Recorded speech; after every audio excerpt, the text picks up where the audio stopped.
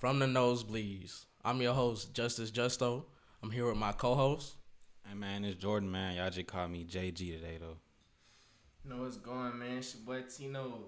Do it. How y'all doing today, bros? Man, I'm good, bro. I'm ready to pod. Ready for the weekend, bro. I'm ready to watch some hoops. Tino? Hey, man. Chilling, man. I'm feeling good. It should be a good one. Just waiting on, you know what I'm saying? Good old games, man. Let's do it. Yes, sir. We got some good discourse for y'all today. Hey, JG, I heard you had a question for us. What's up with that? It's really nothing too crazy. I just want to know how y'all feel about them Wolf Gray Falls. That's coming out Saturday. Hey, I know that one nigga to be No cap, I need them. Yeah, you know what I'm saying? too. If anybody robbing somebody for them, you can hit my phone. If not, I will, pay whatever for them hard. I need them. Yeah, I'm something. Them slicker must cop. Yeah, I also want to just ask, just how y'all feel about, really just kind of, where shoes at in general.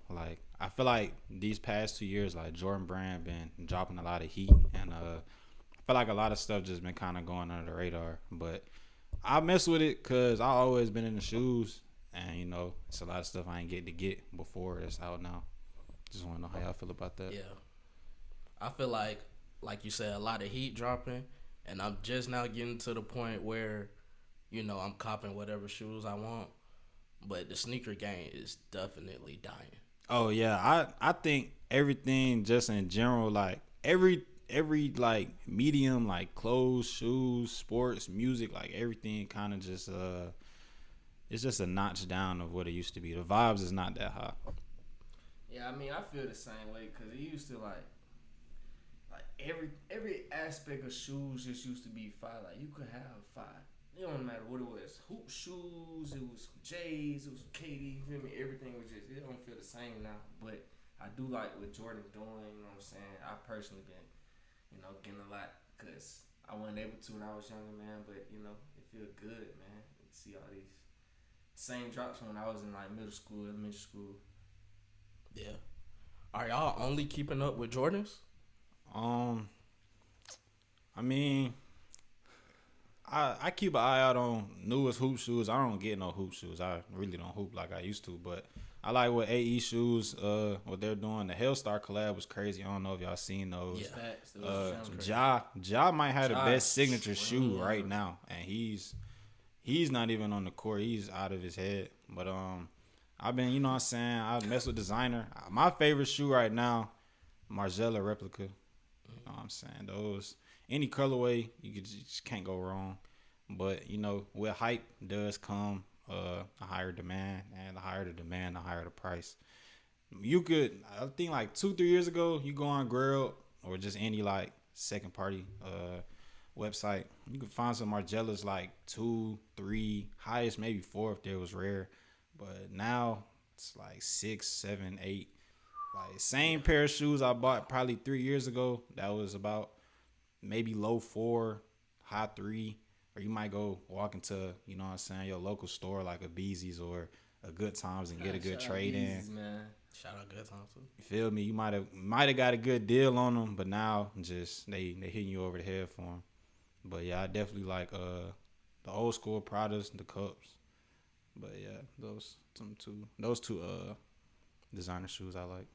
Hey man, I ain't gonna count. I don't even really keep my eye to the shoes for real. I just, whenever somebody be seeing folks post a new shoe coming out, just about what it be for me. I ain't gonna lie. Do you keep your eye to fashion, period? Even clothes, though? Don't really care for it? Nah, bro. I ain't gonna count. I ain't gonna count. Shout out Beezus, man. They got me right a lot of times, boy. Because, hey, I just go to the store, whatever they got in there, that's what Tino getting. Yeah, hey, I've never met someone more indecisive or just act like they don't know what they like to wear or what they like to see on them. Hey, man. He just, I don't know, bro. They call them scams for a reason. It is what it is, bro. I'm gonna be honest though. I kind of like that. The amount people care about fashion is kind of dying down a little bit. I Feel like, everybody got their own style. And I like that, folks can just rock out with whatever they rock out with. Yeah, fast. I will say I keep my eye to the hoop shoes though. I ain't gonna cap. Yeah, I feel like basketball shoes coming back. Even with what Nike Tatum? Jordan, what Jordan got going on. Y'all seen Shea shoes? Trim. What he got going on, Trim. And Adidas too. Yeah. But I agree though. I feel like I keep my own clothes and stuff. Like Supreme, they always coming out with some hot stuff. Bape gonna always be Bape. I was really into like local brands, heavy at one point. They haven't been as like consistent or heavy lately. Yeah.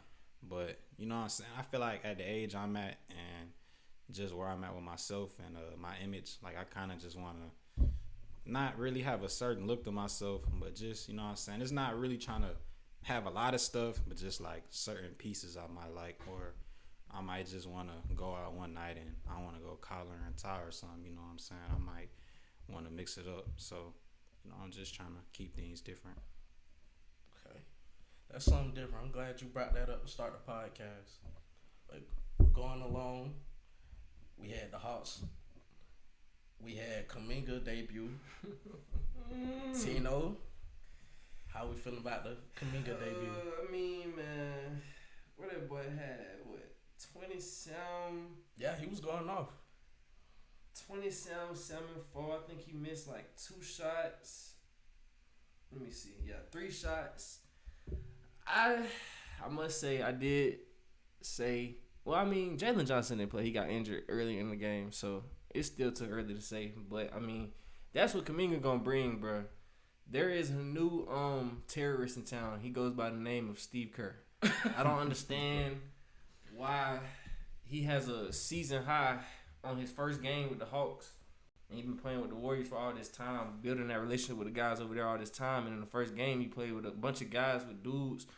Well, not all the team has been traded, but, I mean, the team has been moved around. New guys, you know what I'm saying, with C.J. McCollum, Nikhil, just, you know what I'm saying, everybody kind of getting acclimated to the city and stuff like that. And he gets his season high. I think that's crazy. But it looked, I mean, magnificent. I ain't going to lie. It looked easy. It was the Wizards. So, like I said, it is too early to tell. But, I mean, got to shout out that boy. He did his thing, for sure. For me, I think you could just see it in his energy, his looks. He was happy. I mean, when he's dunking the ball, it's a different type of pop on his dunks. Like, it's a different type of energy he carrying. He catch and shoot. He's shooting the three. He kind of walking away after the shot. Like, it's a different level of confidence. He got a new groove to himself. I feel like it was a big dark cloud over him in Golden State. They were scapegoating him a lot for their struggles, but like he said, Steve Kerr, I don't really see the thought process when you have a veteran group of guys and, you know what I'm saying, the Warriors severely lack athleticism. I mean, if you look at their roster top to bottom, it's just a lot of guys who barely getting off the floor or barely getting up and down the floor at a quicker or a faster pace. And I feel like Kuminga was probably the only one that brought that change of pace, and they never let him beat him. I know you're playing with Stephen Curry, and he is the system. But at the same time, no, you do have to have a wrinkle in your system to, you know what I'm saying, divert from what people are used to. So I don't understand why they scapegoated him. They made it just seem like Kuminga was the reason for all their troubles when it was a lot more than that. Yeah, I'm excited to see him in a full game with Jalen Johnson, see how that works, see what Quinn does with the rotation. But, yeah. His energy was just different, and you could tell it seemed like he was excited to play for us. Yeah, most definitely. Which is weird because folks don't usually be excited to come to Atlanta. Yeah, nah. I mean, but you gotta think though, bro. If I'm, and no disrespect to Pies, but if I'm out there watching Brandon Podziemski get more touches and more looks than me, bro, and then like for example, like I know Curry is out or whatever, and they got a lot of players out, but last few games, he been putting up 19, you feel me, 16 shots. I'm like, yeah. All you could think about is like, after seeing this first game with Kuminga, is like, why couldn't that fit somewhere into there? You know what I'm saying? Right. It's not making sense. Yeah, but I mean, it's the Warriors, bro. They want to be a poverty franchise. I mean, that's up to them. I don't care. And honestly, I feel like it just seemed like with the Warriors and young players, they just wash their hands too early with them. Yes. They make their mind up on them early, and after that, it's nothing that they can really do to help them out. I mean, Jordan Poole, one young player, he found a role on his own, microwave score, a big part of them winning that championship, and they let him get punched in the face, scapegoated, and kicked out.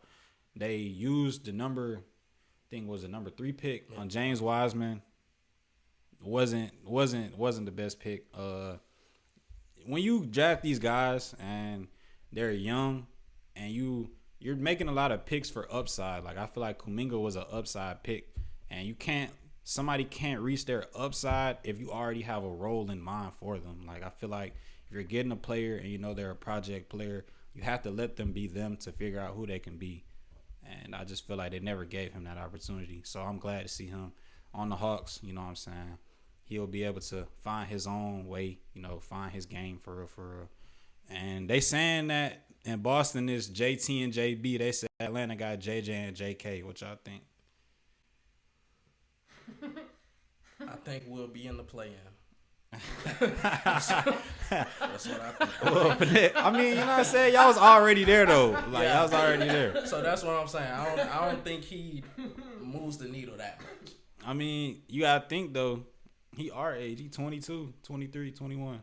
He in that range. So he's still a project player. Like, this is not a finished product at all. Like, he's nowhere near his prime. So getting Kuminga, this is more so not a instant impact, but someone that can help now, and in the future he will be a part of the plans. Like, in my opinion, this makes up for you drafted Ricochet. Ricochet is not a number 1 pick. He's not that type of talent. He won't change or help your organization move forward that much. Right. And speaking back to how he feels about Atlanta, I was watching his post-game interview, and I heard him say, like, he liked Ricochet's game and what he's seen in practice. So, Oh, he trying to get paid again. Right, come on, fam. Tino, how you feel about the move? What you think about Kuminga to Atlanta? I mean, to Jordan's point, yeah, like, you definitely get off of Chris Tapps to get a better, more available player. And, I mean, it depends on how they use him, in my opinion, bro. Like, in the age of, like, players like Peyton Pritchard and stuff like that, bro, I feel like it probably, I don't know how it would look with Jalen Johnson. I have to see, but I mean, him coming off the bench looks good in his own unit, getting to do his own thing with another vet in CJ. I think that'll look real nice for them. I mean, the Hawks have always been a middle of the pack 50-50 team, so I mean, it depends on what they aspiring to be. I mean, I don't know how much better they can really get in terms of standing wise, but it'd be fun to see. I say that. Right. So, speaking of middle in the pack teams, next thing I want to talk about are the play-in teams. On the Eastern Conference, we basically have the whole Southeast Division, minus the Wizards. They're trying to tank. And on the West Coast, Western Conference, we have the Suns, Warriors, Trailblazers, and Clippers. And then the Grizzlies and Mavs are a little far off. How are y'all feeling about these play-in teams? Or just the play-in race in general? I think the East play-in is lit right now. I'm going to be honest with you because I'm looking at it right now. The Magic, they're a game behind the 76ers. And that makes a big difference. Either planning to play-in or already having a secure, locked-in first-round matchup makes all the difference, especially if you look at a team with Joel Embiid who's injury-prone. If they can avoid having to play extra games, then that'll make, a big difference for Philly.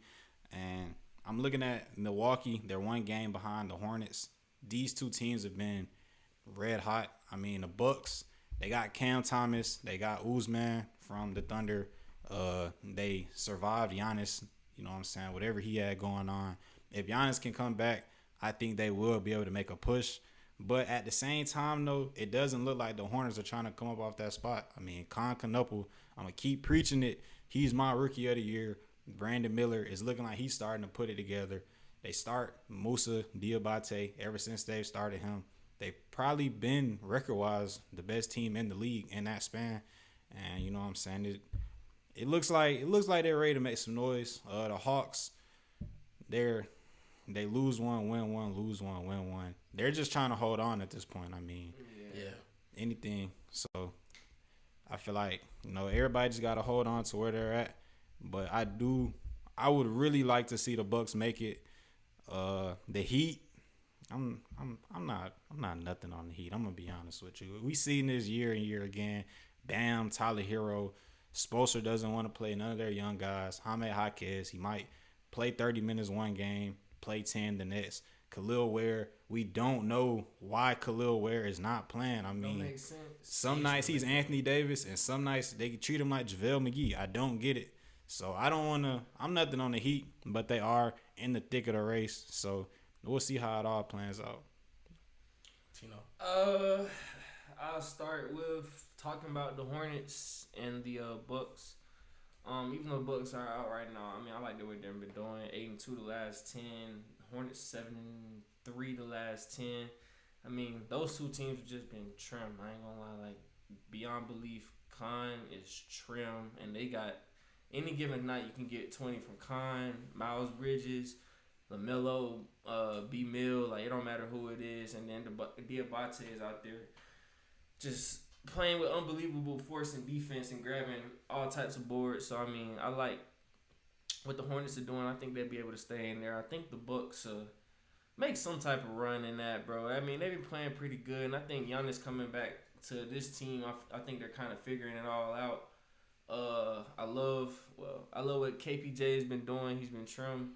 Ryan Rollins been trim on that team. Bobby Portis playing some meaningful minutes, you know, coming off the bench and playing and starting when he needs to. So I like those two teams. With Jay Green, I'm overly nothing on the Heat, bro. I mean, Bam, I love Bam. If I'm just betting all the time, but like, you know, he's inconsistent, bro. I mean, he had that one little stretch where he was just everybody was just like, what is going on? You feel me? I don't really trust. I can't really put too much trust in that. Tyler Hero, he's been playing pretty good, but he's on and off too. And then Norman Powell, I mean, he's Norman Powell. Magic, I don't know, bro. Like, I just don't understand the Magic. Like, it's like they got coaching issues. Paulo he been playing pretty good these last couple games, but I mean, I can't trust that in a playoff setting as well either. And moving on to the West, I mean, it looks pretty boring in the play-in, bro. Portland, I don't really understand what they got going on. They have an insanely talented team. I mean, Donovan Clingan been trim. Denny, I mean, he's been playing slightly as good as he's been started the past few games. But, I mean, they got a good squad, so, I mean, there's something to look out for. But what I really want to talk about is the Clippers, bro. I like what they're doing. I like the position they're in. I think they're cool with being in the play-in. I feel like the Clippers, if they are in that play-in setting, they'll be the team to come out that whole play-in. So, yeah. I'm sorry, y'all. I'm nothing on the Clippers. I'm nothing on the Clippers. I just don't trust Brooke Lopez as your big. I just don't. I like Benedict Mathurin. I like Kawhi Leonard. I'm just nothing. But I feel like the East is back lit again. Like when you watch NBA, the Western Conference is always the conference to watch, most exciting. I feel like the Western Conference got its chain snatched. I feel like the Eastern Conference has been fun to watch this season, and I'm really excited for the whole Eastern Conference play-in race as this season ends. Now, I have to bring up this team at this moment, the Bulls. I'm nothing. The Bulls have chosen their route. They're playing Rob Dillingham minutes, and that's not a sign of a club that's looking to go far. Yeah, they're 0 for 10 in their last 10. Yeah, I don't. It's nothing they can really do though. I mean, they don't really have a squad. They got 30 guards. I mean, like I don't know. What you want them to do? Free Anthony Simons. Free Anthony, man. Shout out Anthony, a Boston legend, bro. He was barely there. Twin, but you wasn't there, though. You wasn't there. A nigga that was there. Facts. I was there in the huddle. No cap. All right. But, yeah, the Bulls, they were supposed to be in this play-in race, which is why I'm supposed to be in the play-in, bro. They literally waved the white flag. That's some funny, like, things to say out loud. Yeah, I don't know what happened to them, but I think something on the West to watch out for is, and it's gonna sound crazy, but if Stephen Curry is healthy, bro, I've seen it time and time again, bro. If Stephen Curry is healthy, if we have a healthy Steph, a healthy Draymond, and if some type of magic, we can get a healthy Porzingis, bro. I'm not gonna say they're gonna make a run, and I'm not saying that they're gonna just do damage, but they make when you got the arguably the greatest point guard healthy, the greatest shooter healthy, Stephen Curry, when he's on the court, I can't ever just count him out. I just can't. I'm sorry. Like it's hard to just look at Steph and lace him up and just say he's going down. I just can't see it. The Clippers, I would actually like to see a 1-8 matchup, Clippers and Thunder. I mean, it's probably gonna be a 5-game series, but Kawhi versus Shea, that's just what the 90s old heads of love, mid-range jumpers, tween, one dribble pull-ups, like defense, like it'll be a nice series. One thing I also do want to say is the Lakers. Yeah. 6 seed right now. You're 2 games ahead of Phoenix. You should be very lucky that Devin Booker is missing time. Dylan Brooks just suffered he fractured or broke his hand. I think but a hand injury that's gonna keep him out. They're right now led by Jalen Green, which will keep the Lakers at a good distance away from them. But y'all need to stay out that play-in, because just like I said about Joel Embiid, you don't want LeBron just playing meaningless games. And I'm not saying it's meaningless, but extra games that you didn't have to play, you just want to have to avoid that. Yeah, no, that's valid. Tino, you got anything else you want to say on that? Yeah, just like that little middle of the pack. Well, not even middle of the pack, but like T-Wolves and Lakers, bro. I mean, they just gonna have to figure something out, bro. Especially the Lakers. I mean, like, I don't understand how we went from second. I mean, it was a close race this whole time, but like second to sixth, it's just like, yeah, the 1 through 6 in the West is a bloodbath. Yeah, I mean, you look at Houston, Denver, the Lakers, and the Timberwolves. I mean, it's night and day with all of these teams. I mean, sometimes in a 2-3 week span, you'll look at them like, they could be a sneaky contender. Other times, you see why they might be a first round exit. So, hey, consistency got to be found, and a big theme is availability is the best ability. And with the playoffs, it is survival of the fittest. Whoever can walk in there the healthiest normally walks out champion. Okay, so let's speak on the Lakers. I know y'all been ready to speak. Oh, man. You especially, Tino. All right, bro. Like, I'm just nothing on the Lakers, bro. Like, it's nobody in 1 through 6.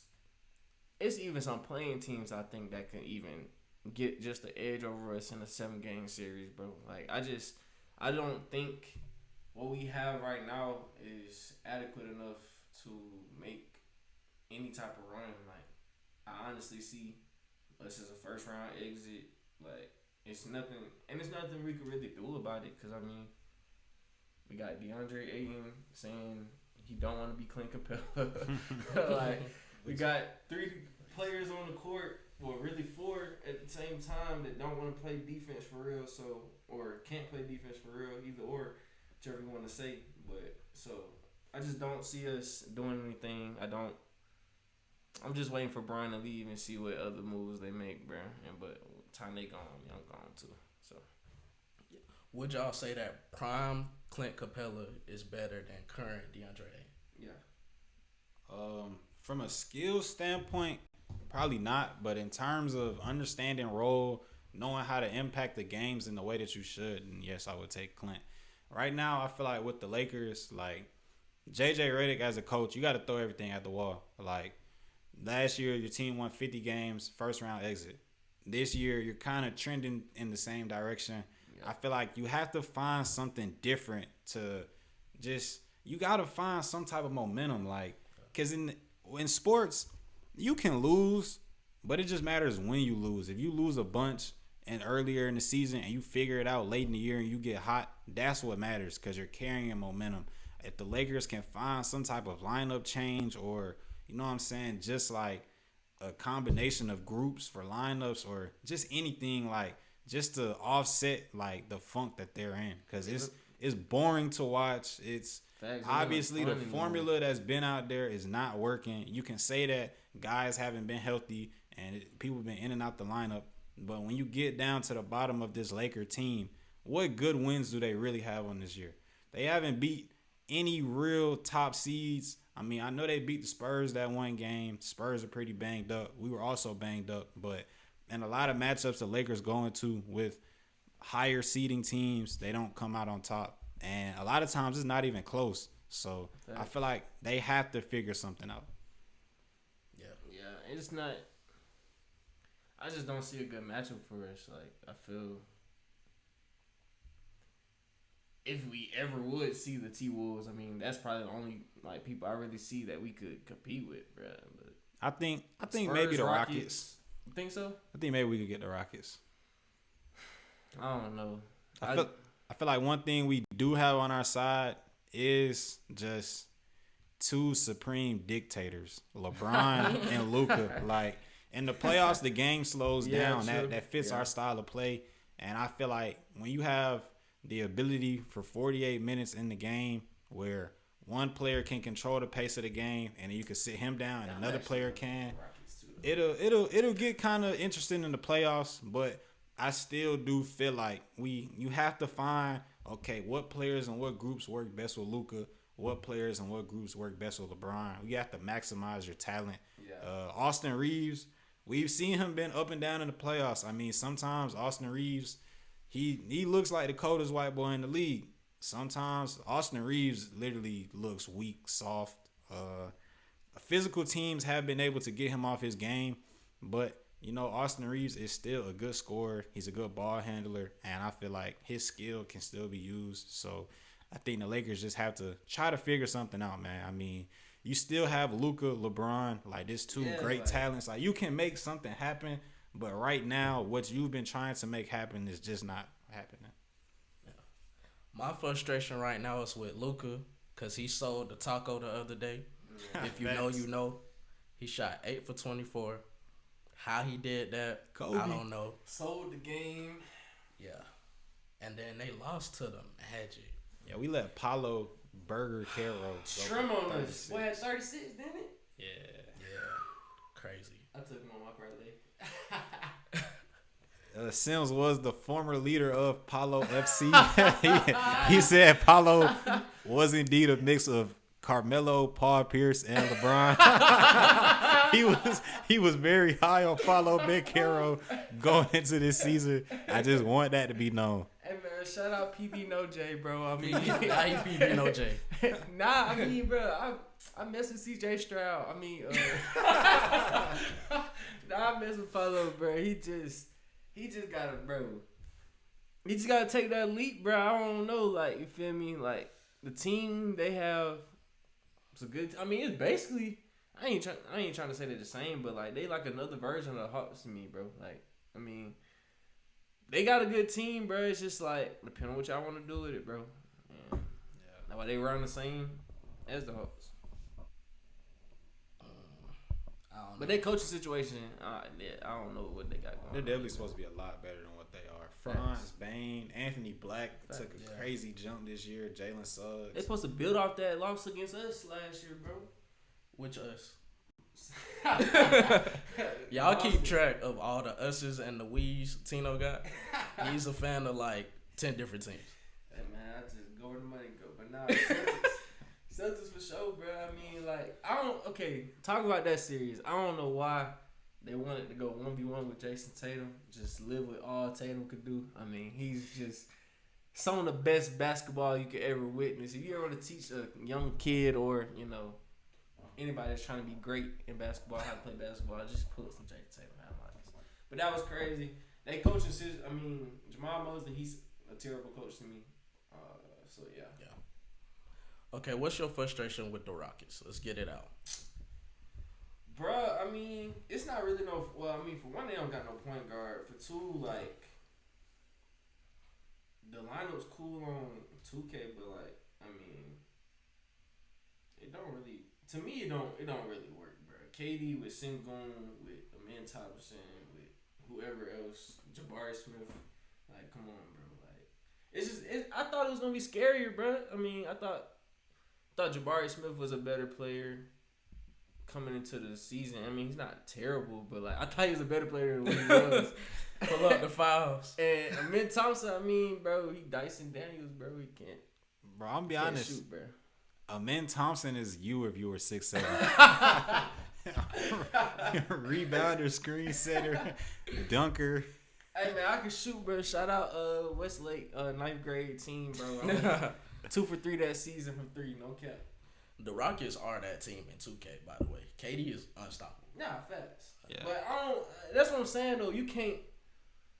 It's like they gotta rely on KD, but KD don't want to be relied on for one, and two, you just really can't though, bro. Like, it's if Sengun has a really good game, bro, they win pretty much majority of those games that he has a really good game. But when he doesn't have a good game, it looks terrible because one, he's a burger on defense, and two, like, bro, he's an underside. He's really an undersized center, bro. Like, he don't have like he basically Jokic, bro. You feel me? Just smaller. So it's like if he's not grabbing 11 rebounds, getting 20, to 25 points, I mean, it's nothing that he's really doing to help the team at all. If Amin Thompson not playing the best lockdown defense, got 7 or 8 rebounds, I mean, what is he really doing, bro? Yeah. I feel like the Rockets just this goes back to what we talked about in our first episode. It's just a lack of true point guards in the NBA. And I think the Rockets is just a glaring, like, their offense has no pop. Like, you can't really roll the ball out to any of them and say, all right, go out here and just get by your defender, make a play for someone else, or get your own bucket. I mean, Kevin Durant, he is one of the best isolation players ever. But at this age, KD don't got the same wiggle. I mean, he's kind of turnover prone now if you look at him. Amin Thompson, I mean, he can go through you, but it's paused. But it's just like we're backing up. They give him the Ben Simmons treatment. Let's be honest. Yeah. Jabari Smith, good catch and shoot player. He could shoot over players, but he's just not beating anyone off the dribble. Tari Eason, same way. Dorian Finney-Smith. Like, they have a lot of 3-and-D guys, but they don't have. Shout out the Rockets for taking DFS, bro. Yeah, facts. Shout out the Rockets. They have a lot of 3-and-D guys, but they don't have anyone to tie it in together. Reed Shepherd, he's their only point guard, but Reed is not a playmaker. I mean, Reed is a catch-and-shoot guy. He works great with Sengun off the dribble handoffs. They play off of each other a lot, but I don't think Sengun is – they call him Baby Jokic. I don't think he's at that level to where he can be your offensive hub. And the Rockets, they are missing Fred VanVleet, but let's be honest, bro. Like, how much is he really changing this show? I mean, Steven Adams, he's also a big miss. Like he said, Sengun is a bit undersized. He doesn't really care that much on a defensive end. Sengun was, I mean, Steven Adams was your anchor. With him being out for the year, no Van Fleet, that's 2 veterans that you're missing, and you're really going to need that. Yeah. So I want to ask, though, like, so how do you feel about Sengun as a player? I think we need to stop the instant gratification. Like, we see a big man that's foreign and he passes out the post and he has nice footwork. Like, he's not Baby Jokic, bro. I like the whole Charizard Charmeleon thing where he's like the de-evolution of Jokic. But let's be honest, bro. Jokic is on a totally different level. Sengun is still a great player, but you know what I'm saying? I still feel like he has steps to go if he wants to be that type of big. And in this league currently, like, if you're going to be a great big, you got to be over the top. Like, Joel Embiid, he was over the top. You can't guard him. Jokic, the same way. Wemby, even if Wemby's having a bad offensive night, he's still the best defender in the league. I feel like Sengun, he has to find either his consistency or he has to find a niche that can be there every night. Yeah, I mean, Sengun started hot this season, bro. Like he started playing really well, but I think teams just kind of figured out, how to guard him and kind of the Rockets as a whole. And like I said, bro, I just don't really see like the Rockets doing good without Sengun having not insanely good, but like a really good game for them to win, bro. Like I don't really see them if he's not playing good. I mean, it's either in a blowout or they just lost. So I mean, I feel like he can be the key for them to get further, but like it's like Sengun is the key for us to get further. If that makes sense. Yeah, I'm gonna be honest. I actually like Sengun. I like bigs that play kind of like Jokic. I like the Baby Joker nickname, but sometimes he does play like a goofball, and like that made me want to take all that away, take the nickname away, destroy the whole Rockets actually. But nah, I actually messed with Sengun, and he one of my favorite bigs in the league. Like just being honest, but I wanted to ask y'all about KD. Do y'all feel like he made the right decision in the offseason by going to the Rockets? No, it looked good at first, but I ain't gonna lie, KD is a culture vulture. Like you heard it here first. KD everywhere he goes, he gets there. It's a honeymoon phase. It's lit. Oh, they just added KD. Like you think, oh, title town championship on the way, and by the time he leaves, they look worse than they were before. Drained. And then they end up being better than they were with KD. I mean, let's look at the Suns right now. No way the Suns should be even near the Rockets in the standings, or you know what I'm saying? The Suns honestly shouldn't even be in a playoff situation. They should be looking to get AJ, but you know what I'm saying? If KD is the culture vulture, to my point, I do have to say Dylan Brooks is the culture. But KD went to Brooklyn, and I mean that wasn't all his fault. But at the same time, though, you go there, you have KD. I mean, you have KD, Harden, Kyrie. You leave with no rings. OKC, great squad. You leave with no rings. You join a 73-9 team. Of course, you're gonna get some wins, but you leave, and they get a ring without you. So you know what I'm saying. I feel like KD is a great hired gun. Like you add KD, you get a lethal weapon. Like it's just like heavy artillery. But I don't think KD is a lead guy. And right now on the Rockets, they're asking him to be a lead guy, and that's just not him. Yeah, I mean, I feel like he made the right decision in leaving the Suns. I mean, I don't think that situation had any fruition for the Suns or him. Like, it was just deteriorating as long as it was going on. But I ain't gonna count. I was scared of how the Rockets would look with all the moves they made. DFS. No, just playing. Nah, I thought they were gonna be scared. I thought it was gonna be something. It's not saying they not nothing. I mean, with they third, fourth, standings right there. But I mean, to be honest, I thought they was prior to the season. I thought they had not the best chance, but like one of the best chances to be that team coming out of the West. So yeah. I mean, don't forget opening night they took OKC to what 2-3 overtimes. That was a trim. Yeah, trim. They started out trim, but I mean. The way their offense looks now, bro, I'm nothing on the offense for a 7-game series. I mean, they could probably beat the Lakers or the T-Wolves, but I don't see them beating the Thunder or the Spurs. So, I mean, just like another playoff year for KD, for him to not really do nothing. So, yeah, I'm going to just say the Rockets wasn't the right decision. What team do y'all feel like would have been a better decision? I feel like the Timberwolves definitely would have been a great pick for him. I mean, Ant-Man, he's already publicly said, like, KD is a guy that he looks up to. I feel like Ant just has, like his charisma, his swag, like, it's contagious. Like, if you put KD next to Ant, it'll bring out a different side of KD. Like, he'll, you know what I'm saying, a different competitive nature. Because if you got Ant on the court and he's always out there, he's in everybody's face, he coming with this energy, and he's looking like, you know what I'm saying, he wants to be Mike. Like, they always give him the comparison. He walks around like he is Mike. So, You know, if KD's next to him, KD is not the leader. At that point, KD can be KD. He just wants to be a scorer. He has a teammate he can trust to go out there and be better than him. So I think Minnesota would have been a great move, and the Spurs would have been a great move, of course. You know, Wemby, he has a lot of the same intangibles of Ant, but, you know, kudos to the Spurs. They weren't ready to just tank all their young assets, which if you look at the Rockets, I mean, seeing how this situation is panning out, do you even feel like, you know, Sengun can be your number one years ahead? Do you even want to pay Amen Thompson that 5-year, 252 that he's old? You know what I'm saying?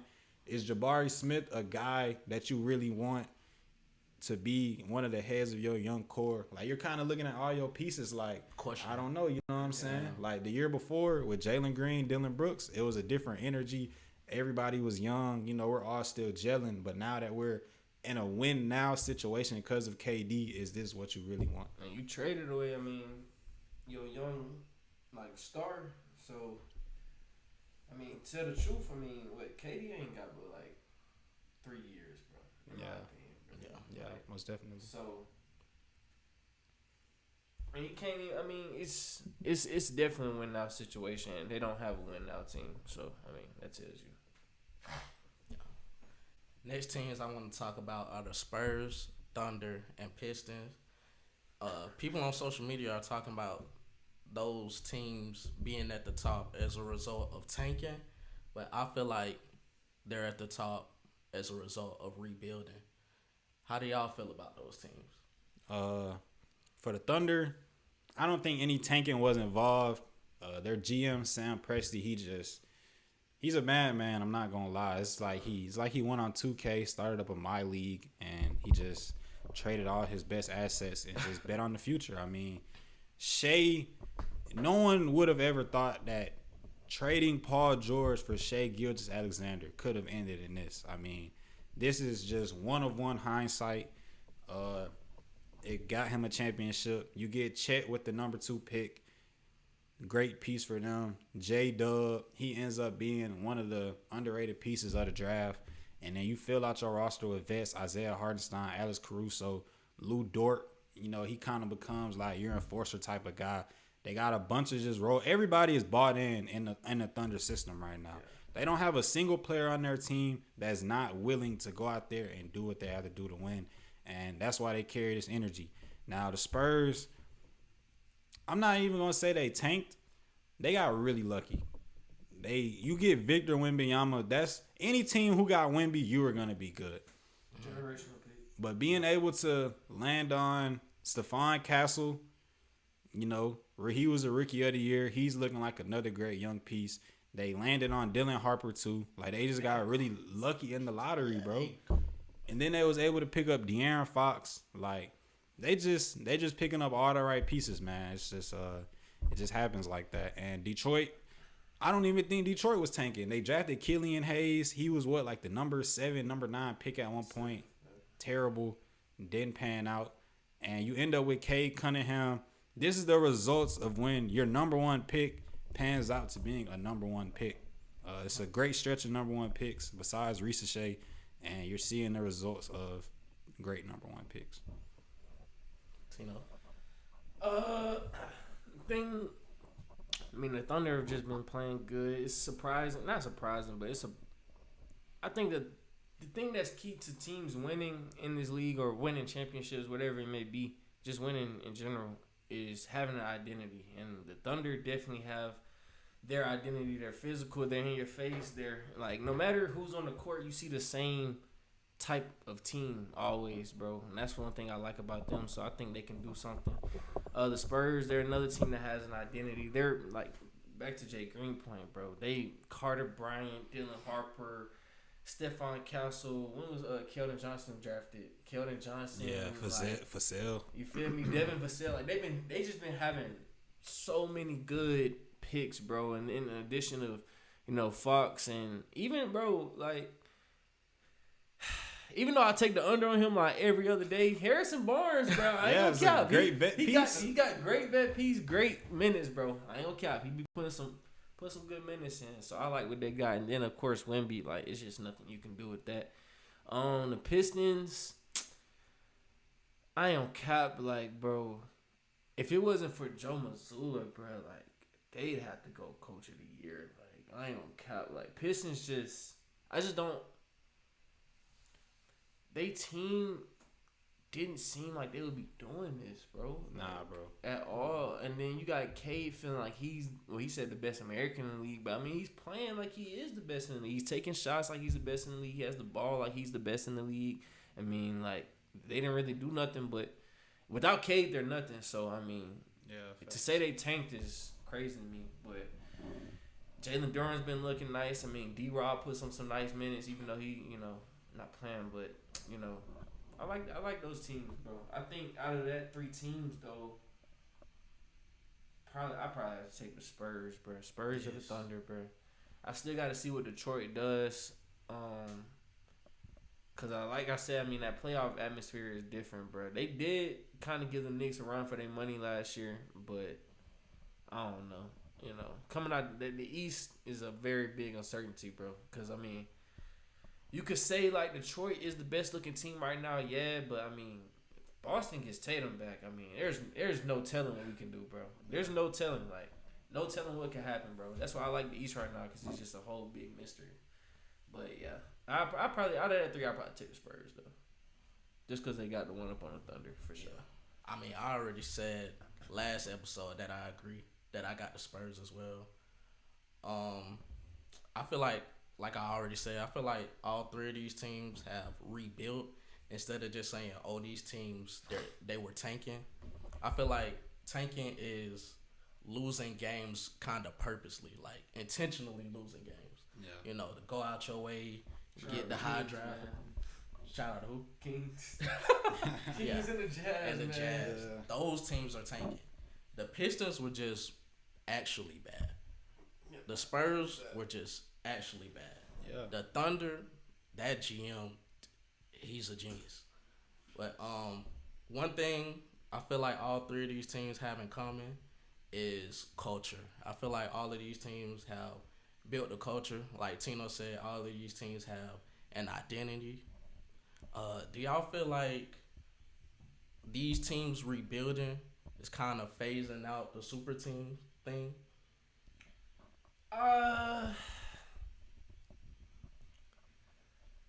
Bro, I think it depends on what you call a super team, though. Like, I don't think we really have super teams now, bro. Like, really? No, cause it's too much talent around the league, bro. Yeah. Cause I mean, bro, like, you can't tell me, and this is probably a crazy take, but you can't tell me that the Utah Jazz couldn't have been looked at as a super team in like 2013, 2014, bro. Cause think about it, bro. They got 4. They got Laurie, Keontae George, Ace Bailey, and Jaren Jackson Jr. That could have been looked at as a super team, bro, back in the day. I don't know. So, no, I don't think we have super teams, though. I think it's just a lot of talent around the team. And I mean, around the league, and it's just spread around evenly to me. Mm-hmm. I feel like like, to say super team, I mean, then that's like saying, I feel like when we say super team, like, we be like, oh, that's an absolute lock for them to win the championship. That's absolute. Yeah, like how the Warriors were. You feel me? But like, I don't really see nobody like that. Nah, I feel that. And I feel like when you say super team, you have to have a lot of superstars. And I feel like the league in general right now, like, a lot of talent is scattered. And these 3 teams did a great job of building through the draft. You know what I'm saying? If you go out and find this talent on your own, and you keep them in your system, everybody grows together. The camaraderie, it gets to a point. You know what I'm saying? They're just all locked in on each other, bro. Like, a lot of the best teams in the league right now, it just comes from the draft. Like, if you look at Boston, I mean, their cornerstones are built from their drafts. These 3 teams we named through the draft, the Denver Nuggets, Jokic, you drafted him. Jamal, you drafted him. Aaron Gordon was a free agency pickup. But you're going to need those here and there. You don't really see just free agents linking up like they did back in the day. I think the new model is just you get your young core and then you bring in a vet piece that'll help propel them. So, I think they've all done a good job of this. But to answer your question, I think the super team era is kind of done, and with the new apron rules and just like how the CBA is working, like I do feel like it just puts an end to the super teams in general. The CBA is something that I like to talk about in a future episode. I feel like, with us kind of catering to casuals and, people who may not be in tune as much as we are, I feel like we should break it down for them. Yeah, most definitely. But I want to get into our new segment. It's our first time doing this segment. I want to talk about player performances. So I need y'all, let me know who was trim and who needs to stop the bleeding. All right, man. You want to go first?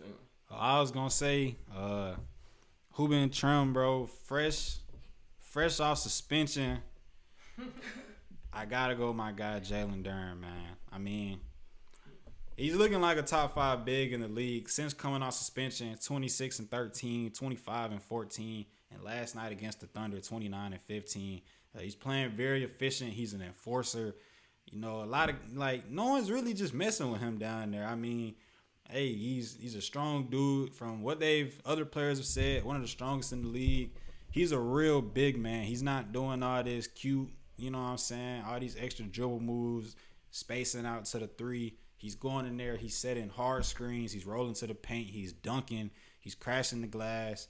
He's defending the rim, and he's doing it at a very high level. And his play is resulting in the Pistons being the number 1 seed in the East. Not just his play, but him complimenting Cade, giving Cade a big man that's able to compete at a high level just like him. This is why the Pistons are one of the best teams in the league. Yeah, he giving Cade a nice duo. Tino, who's trim? Who's trim for me, man? Shout out to that boy, Kevin Porter Jr., man. Buck's been 82 the last 10, bro. And in that last 10, I think he's only went under 18 points like once, maybe, bro. And he had a triple-double in that span and a couple 10-plus assist games, high rebound games, good defensive games. Him and Ryan Rollins, they look really nice together, bro. And I feel like, KPJ stepping into this role is something to look for when Giannis comes back. I don't know. I think KPJ been looking crazy, bro. He had 30 the other night, too. Like, he's just getting to his spots, making the right passes, making the right reads. I like what he's doing. Yeah. KBJ has been going crazy. For me, who I'm going to say was trim, I got to shout him out. Jared Allen. We spoke on the Cavs last episode and how fun they've been to watch. James Harden has him looking like a whole different person. He don't look dirty or nothing like that. Is he 4PF now or not yet? Jared Allen? Yeah.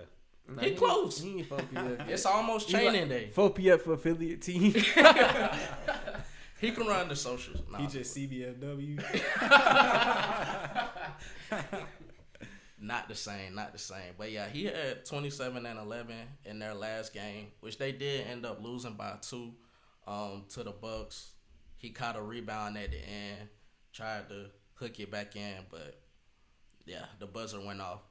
But if you keeping up, I mean, he's been like a lock for a double-double. I feel like every player we said was trim. Like, if you sports bet, look for those players. KBJ been hooping. KPJ been trim, bro. Yeah. Duren been hooping. Jared Allen been hooping. 3 players in the East, bro. We're showing love. We are showing love to the East, man. Hey. So, for who need to stop the bleeding, I'm going to keep it in the East. The Bulls as a franchise. I mean, brother, if you play guard, you can suit up for the Bulls right now. Let's list off all their guards. Yuki, he's not even taller than me, by the way. Rob Dillingham, Colin Sexton, Anthony Simons. That's 4 right there. Josh Giddey, 5 right there. Jaden Ivey, that's 6 guards. What are they doing over there? Mac McClung. Hey, man. And it's just Trey Jones. Trey Jones, like, that's 7, like, Rob free. Hill. You have to free some of these guards, bro. Yeah. Let's name their big men. Nick Richards. Yabu Sele. Shout out Yabu Sele. And that's like, I can see if they have, like, Well, shout out one. I will say Matas Buzelis. He is a great young player. But outside of him, like it's just a lot of project players, like former lottery picks or higher draft picks that you think might have panned out, and they're just kind of giving them a second, third, fourth life. But it's just like, where's the direction in this team right now? 0-10 in the last 10.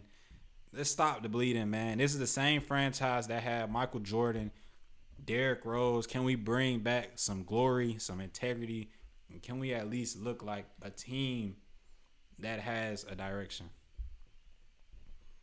We need to stop the bleeding, Tino. I really got two, but I'm gonna spend most of my time on one. Luka, bro.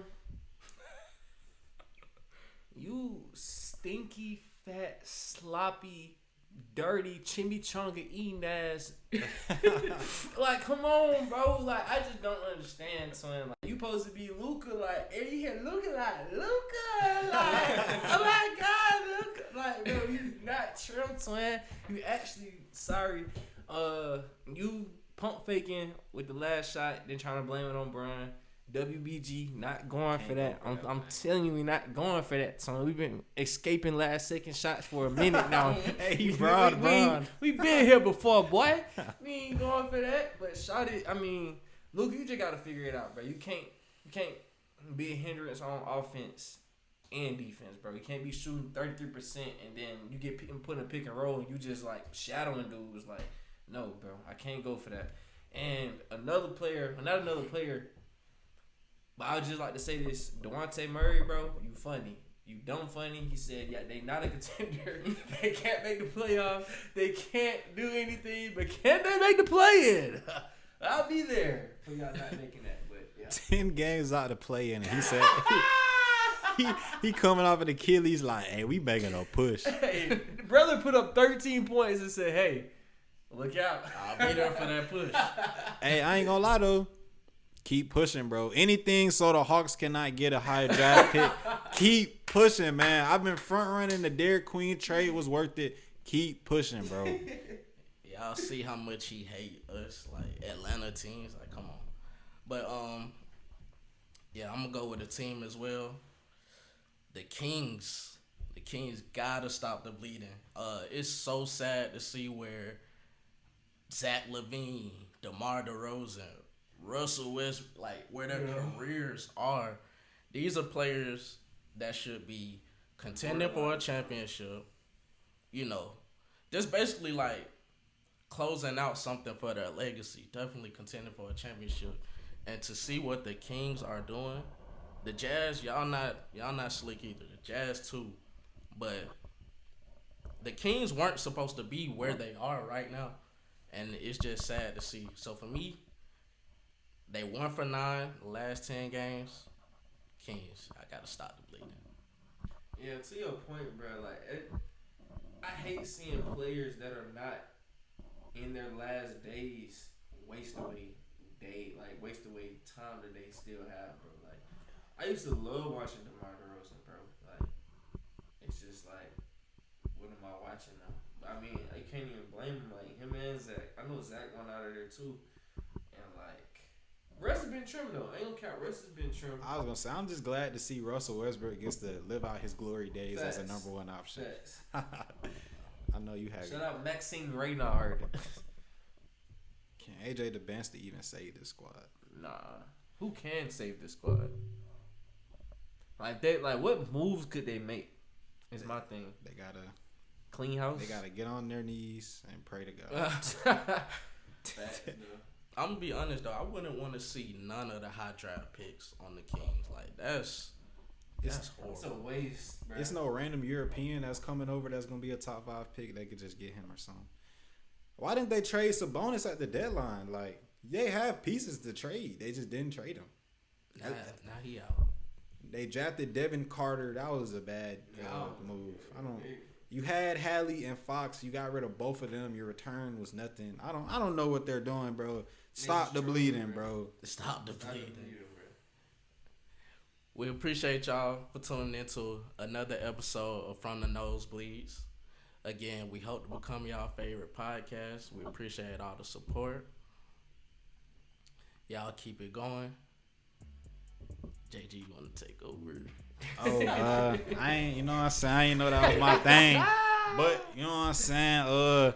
First episode did drop yesterday. And, you know, we appreciate all the support, all the love. Everybody who's tuned in, you know what I'm saying? Whether it's just dropping a like on the Instagram, giving us a follow, commenting, just any type of support, we greatly appreciate it. You know, like I said, it's all a process. And I always believe in, you know what I'm saying? Like, the first time you do something, that's always going to be the hardest time. So the more we do this, it'll just get better and better. Wise man once told me, how do you eat an elephant? One bite at a time, bro. Just because it may seem like something insurmountable, you still got to brick by brick, piece by piece. You know, we going to get there, man. Brick by brick. Y'all make sure, you know, keep sharing the podcast. And we'll see y'all in the next one. Man, FTN. Peace.